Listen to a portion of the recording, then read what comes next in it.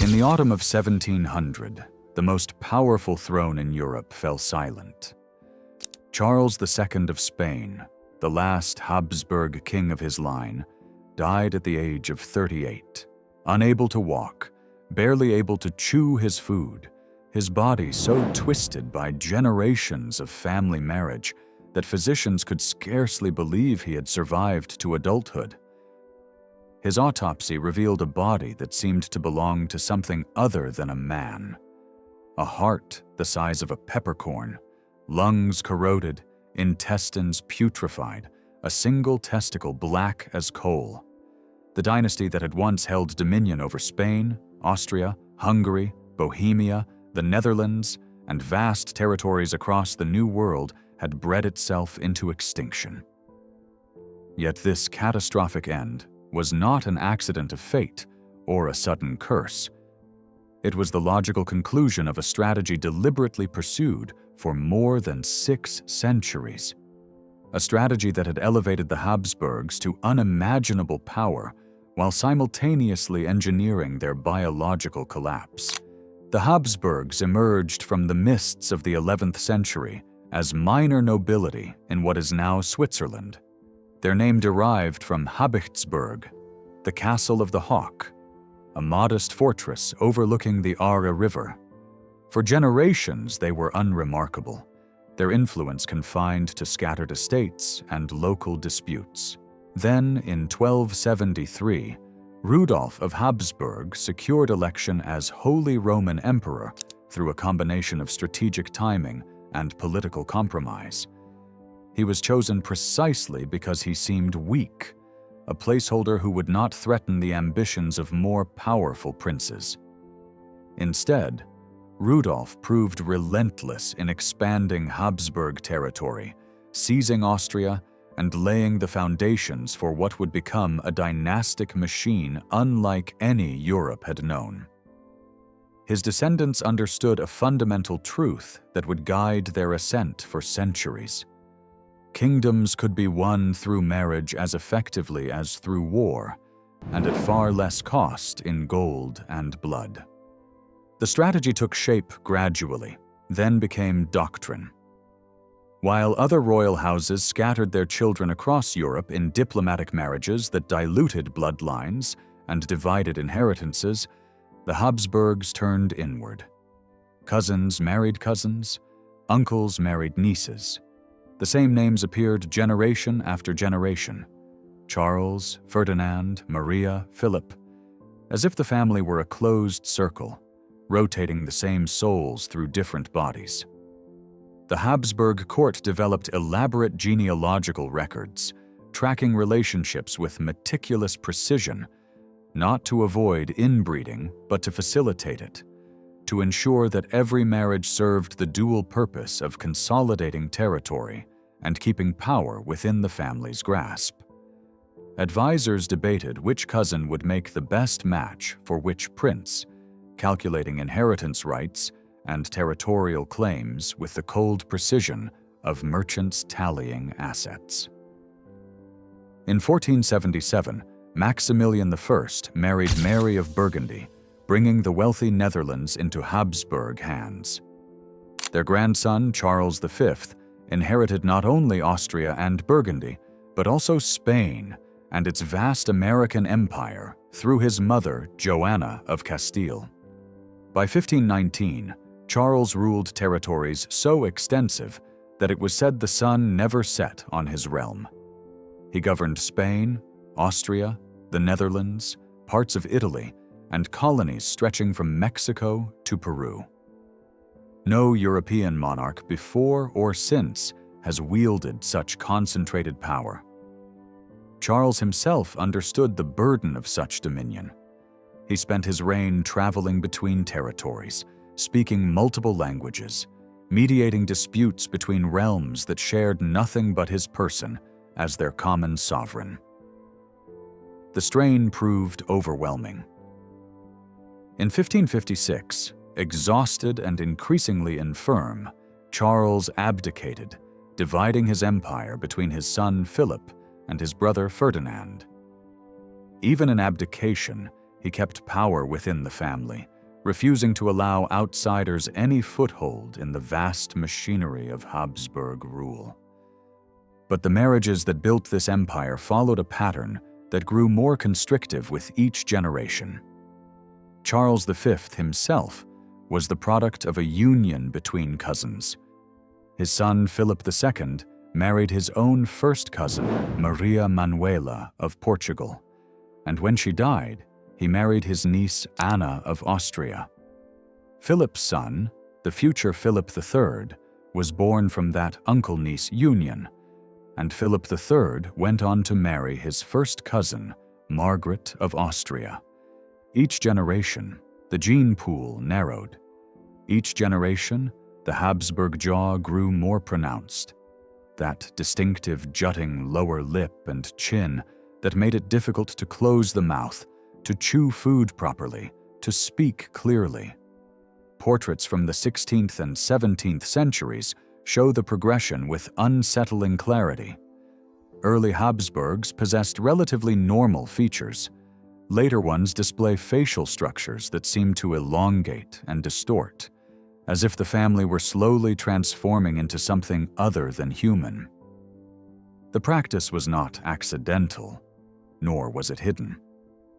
Habsburg marriage policy was openly discussed in the courts of Europe, admired for its effectiveness, and copied by other dynasties seeking to consolidate wealth and power.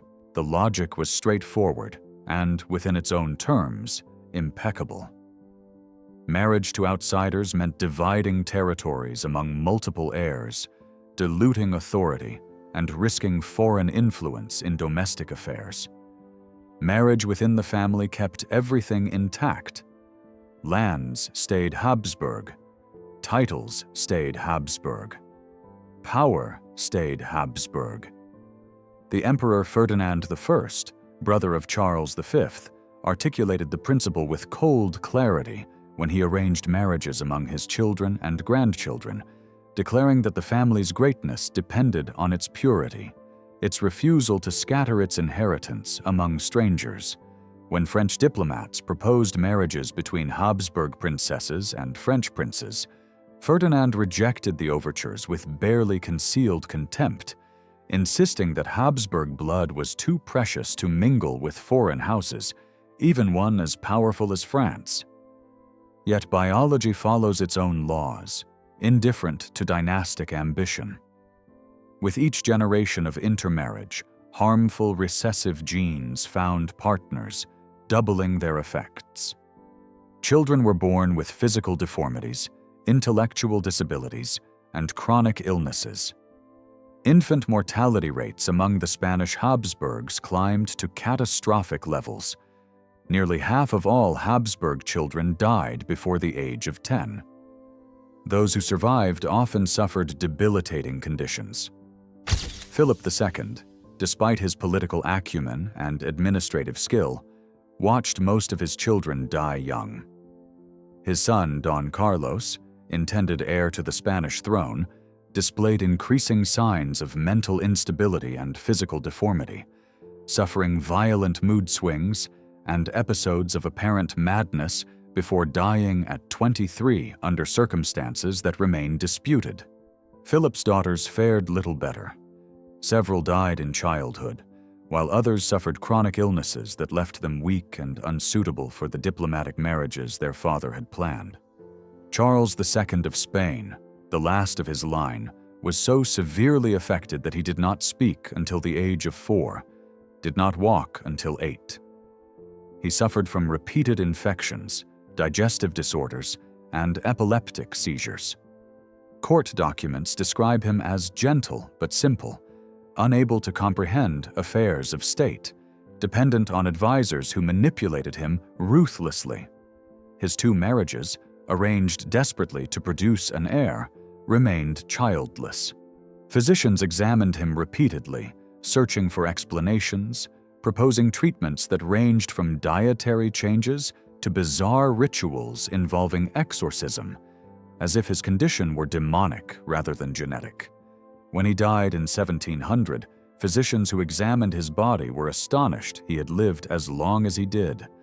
The autopsy report reads like a catalog of impossibilities. Organs so damaged and malformed that contemporary doctors could not understand how they had sustained life. Modern genetic studies have quantified what the Habsburgs inflicted upon themselves. Analysis of their family tree reveals that Charles II's coefficient of inbreeding, a measure of genetic similarity between parents, was higher than if his parents had been full siblings.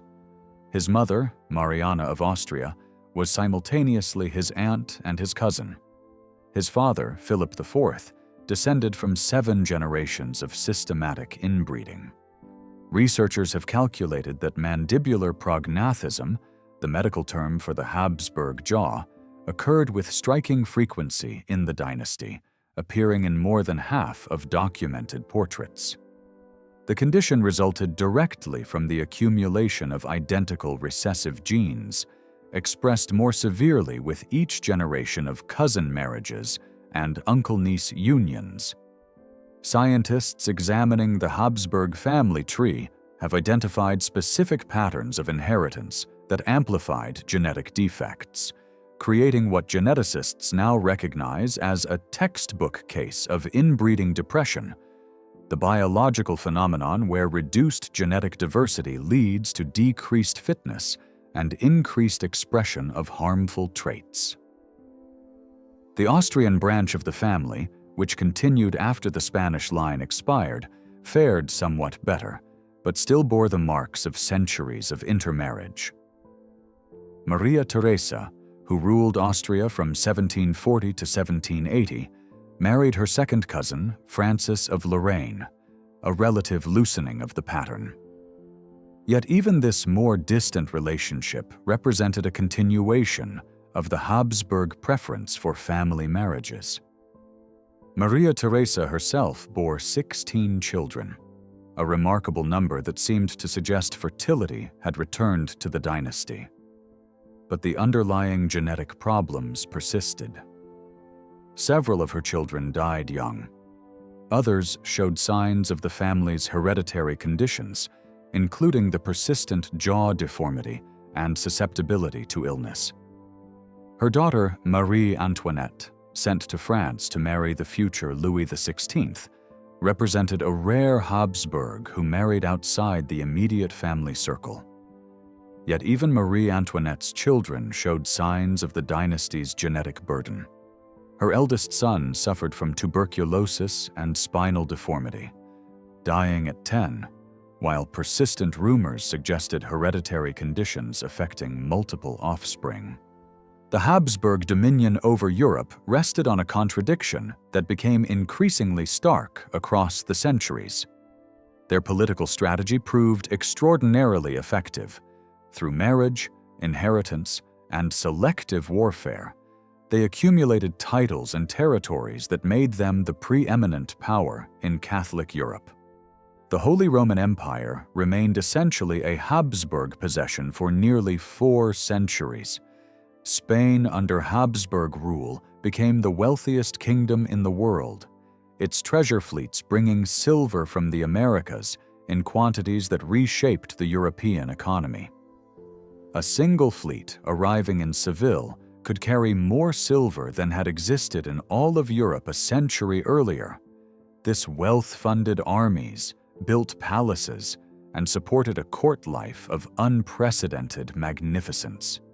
Habsburg armies fought against Ottoman expansion, Protestant rebellion, and French ambition across dozens of campaigns.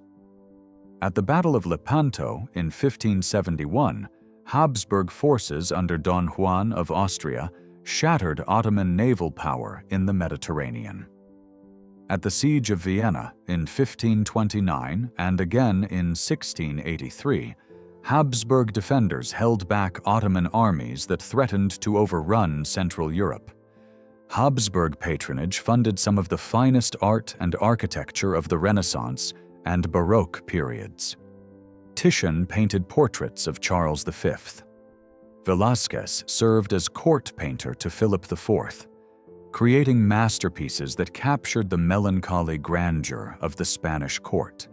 The Escorial Palace outside Madrid built by Philip II, combined monastery, palace, and royal mausoleum in a structure of such austere magnificence that it became a symbol of Habsburg power and Catholic piety. Their court in Vienna became the cultural heart of Central Europe, setting standards of music, theater, and intellectual discourse. Yet all of this magnificent superstructure rested on an increasingly fragile biological foundation. The very marriages that secured power also ensured decline. Habsburg rulers grew more physically frail, even as their ceremonial importance swelled. The gap between the grandeur of their position and the capacity of their bodies became almost grotesque. Charles II held dominion over territories spanning continents, yet could barely feed himself. His council meetings consisted of advisors making decisions while he sat motionless, nodding or shaking his head in response to carefully phrased questions. Ambassadors who met him reported their shock at his appearance and incapacity, writing dispatches that described a king who seemed more phantom than sovereign. When war came, as it inevitably did after his death, Spain fractured, losing territories to France and Austria in a conflict that redrew the map of Europe. The War of Spanish Succession, which erupted immediately after Charles's death in 1700, arose directly from the failure of Habsburg reproductive strategy. Without a clear heir, multiple claimants pressed their cases, backed by armies. France and Austria, the two great powers of the age, fought for more than a decade to determine who would inherit the Spanish throne and its empire. The conflict spread across Europe and into the colonies, drawing in England, the Netherlands, Portugal, and numerous German states. Battles raged from Flanders to Spain, from Italy to the Caribbean. Treaties signed at Utrecht and Rastatt in 1713 and 1714 partitioned the Spanish Habsburg territories, ending forever the union of Spain and Austria under a single dynasty. The power that 6 centuries of calculated marriages had built collapsed within a generation of the last Spanish Habsburg's death. Spain itself passed to the Bourbon dynasty, a French house, the ultimate irony for a family that had fought for centuries to keep French influence at bay. The Austrian Habsburgs adapted, abandoning the most extreme forms of inbreeding and bringing in outside blood through marriages to German and Italian nobility. They survived as rulers of Austria-Hungary until the First World War shattered their empire in 1918. Leopold I, who ruled Austria during the War of Spanish Succession, married 3 times, each union bringing fresh genetic material into the dynasty. His successors continued this pattern, marrying further outside the immediate family circle. The physical deformities began to diminish. The Habsburg jaw, while still occasionally visible, no longer appeared with the grotesque prominence that had marked the Spanish line. Yet the dynasty never fully escaped its history. The last Habsburg emperor, Charles I, abdicated in November 1918 and died in exile 4 years later. Still a young man, the centuries-long dynasty ending not with biological collapse, but with political revolution. Yet even in its final decades, the family bore traces of its history. High rates of hemophilia, tuberculosis, and mental instability appeared across Habsburg lines, conditions exacerbated, if not caused entirely, by generations of restricted breeding. Modern historians and geneticists examining the Habsburg legacy confront a dynasty that achieved extraordinary political success through methods that guaranteed eventual biological failure. The same closed circle of marriages that kept power concentrated also concentrated harmful genes, creating a feedback loop that proved impossible to escape once established. The Habsburgs understood, at least intellectually, what they were doing.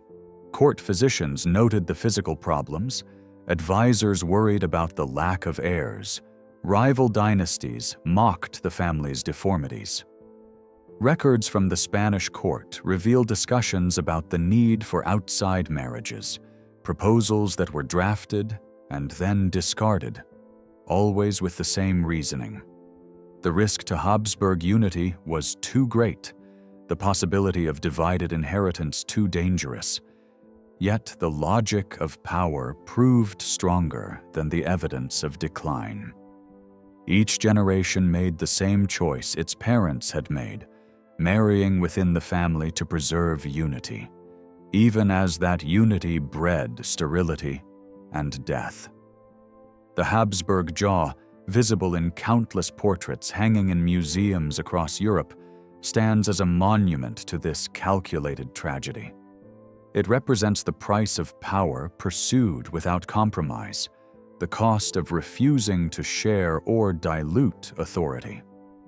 The dynasty that ruled Europe for 6 centuries through an unmatched mastery of marriage politics engineered its own extinction through the same strategy. Their story poses a question that resonates beyond genetics or history.